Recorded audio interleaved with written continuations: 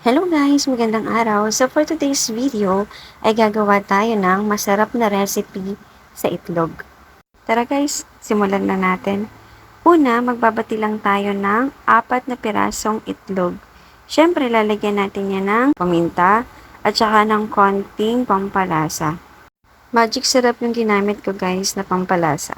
Ayan, mekos-mekos lang natin yan guys. Gagawa lang tayo ng scrambled egg. Sobrang sarap nito guys. Promise, magugustuhan din to ng inyong mga anak. Kasi sobrang nagustuhan ng mga anak ko. Chicken nga ang tawag ng bunso ko. Pwede nyo rin tong i-stock sa ref para pang baon-baon ng mga anak nyo sa school. Para tipid sa sobrang mahal ng bilihin ngayon. Ito na guys ang ating finished product. So may mga itim-itim siya. Yun guys yung paminta na nilagay natin kanina. Ngayon guys, ang gagawin natin dito ay hahatiin lang natin siya ng pahaba. Parang ganito. Ganito lang yung hiwa na gagawin natin sa kanya. Next guys, ay gagawa naman tayo ng breading mix. Maglalagay lang tayo ng 3 kutsara ng harina.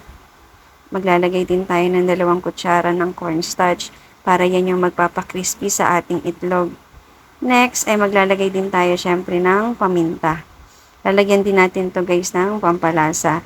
Yung isang magic syrup guys ay hinati-hati ko siya dito sa ating mga pampalasa.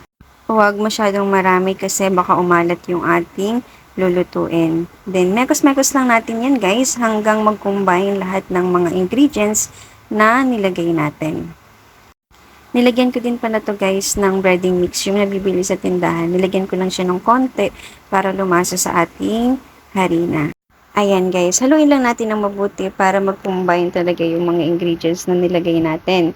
Tapos kukuha lang tayo dyan ng 2 kutsara. Tapos lalagyan lang natin to guys ng 1 pirasong itlog. Halu-haluin lang natin siya guys hanggang sa lumapot. Ayan guys, magiging ganito na ang kanyang itsura.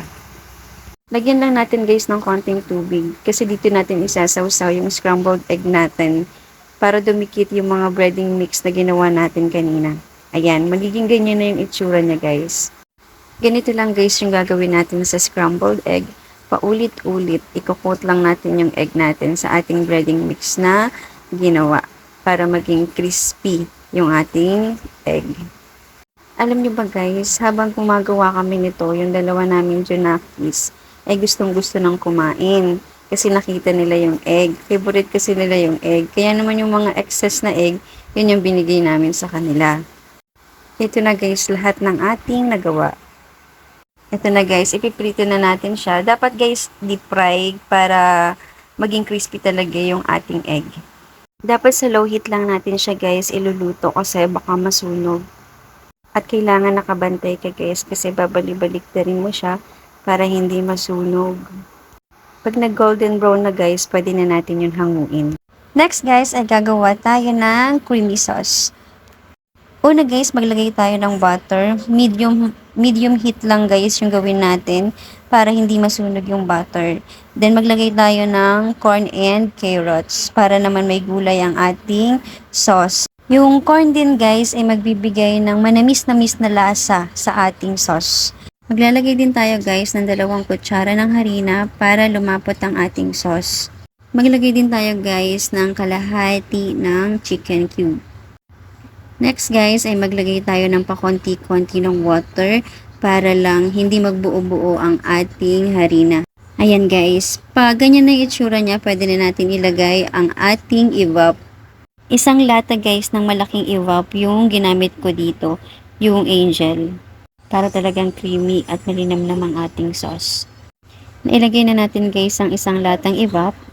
Kailangan guys haluin ng haluin para hindi masunog yung ilalim. Hihintayin na lang natin to guys na lumapot. And then tapos na. Ito na guys ang ating finished product. Sobrang sarap na guys. Sabi nga ng panganay ko, bagay daw. Bagay daw yung sauce at saka yung egg. Perfect daw yung lasa. Pwede daw niyang ibenta ng 100 isa. O diba, business-minded ng panganay ko. Pero masarap naman talaga guys. Promise, magugustuhan din ito ng inyong mga anak. Marami pang natira dun sa corn guys, kaya ginawa na lang ng asawa ko na buttered corn. At dahil nga nagugutom na ang aking mga junakis, ay pinipare na ng asawa ko ang kanilang kakainin. At super excited naman talagang kumain ng dalawa. At dahil nga sa sobrang sarap nito guys, every subo nila, lagi nilang sinasabi, ang sarap! At dahil nga sa sobrang sarap nito guys, ay muntik nang maubos ang aming kain. Yun lang guys. Thank you for watching. Thank you Lord sa lahat ng blessing.